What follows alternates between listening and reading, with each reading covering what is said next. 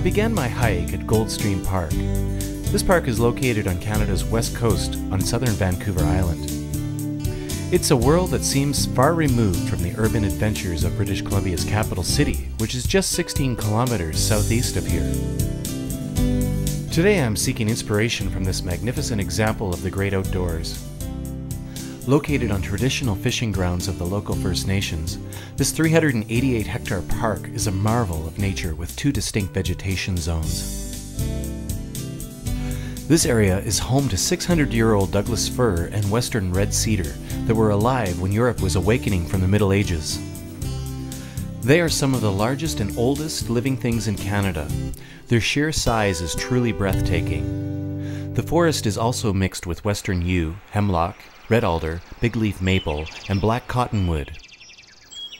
On the drier ridges, visitors can find flowering dogwood, lodgepole pine, and arbutus. The arbutus is a very interesting tree with its thick leathery evergreen leaves, reddish trunk, and peeling bark. It is Canada's only broad-leafed evergreen and is found exclusively on Vancouver Island on the southwest coast of British Columbia.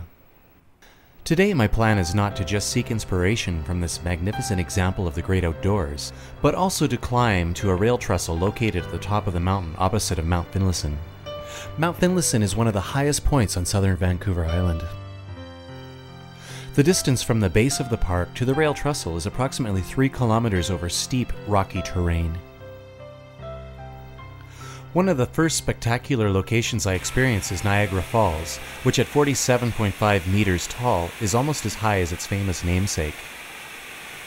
The water in the park is clean and crystal clear, and it is hard to believe that in just a few months it would be full of chum salmon returning to spawn in the fall.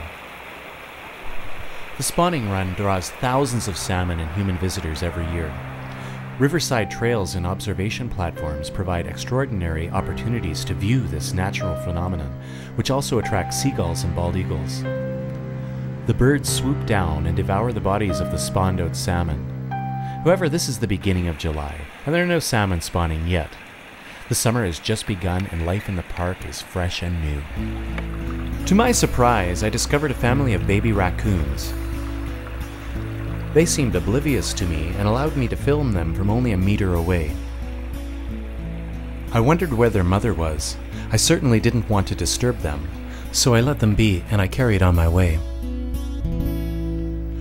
Massive trees, majestic waterfalls, a meandering river that meets the sea, flowers, birds, and fascinating fish are but a few of the attractions that draw people to Goldstream. This area is also rich in history and was an important part of the gold rush that took place on the west coast of North America in the 1800s. On a previous visit, I remember seeing a cave halfway up the mountain that was created by gold miners back in the 19th century. After 30 minutes of walking, I found it.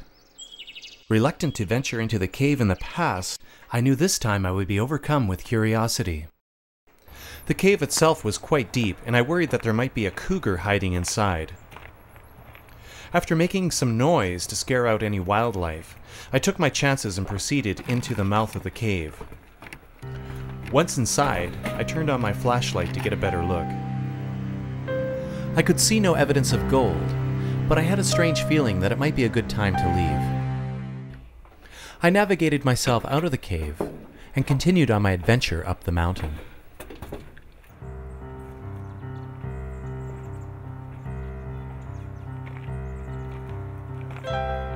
After venturing further up the trail, I came to a clearing where I could see the ocean water down at Finlayson Arm. This is close to where I started my hike, and it gave me a good reference as to how far I had traveled. Nearby, a number of dragonflies maneuvered effortlessly around the mountainside. I knew I was getting close to my final destination and carried on.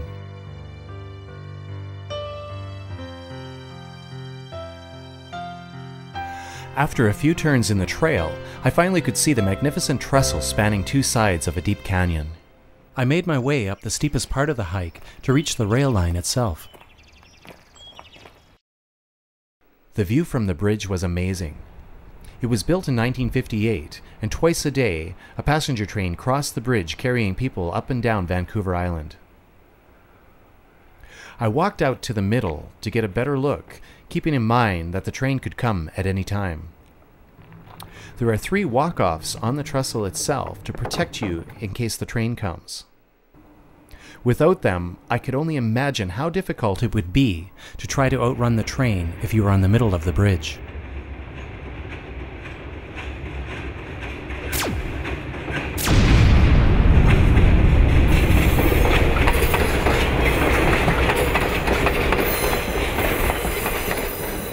Fortunately for me, the train didn't come when I was there.